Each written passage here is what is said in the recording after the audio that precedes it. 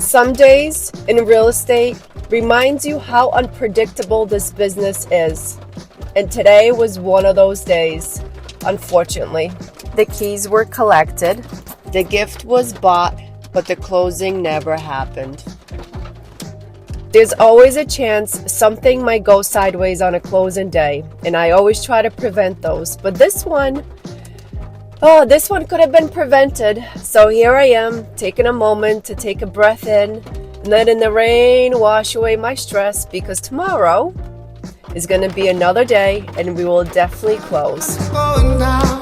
Time is running out, no one else around.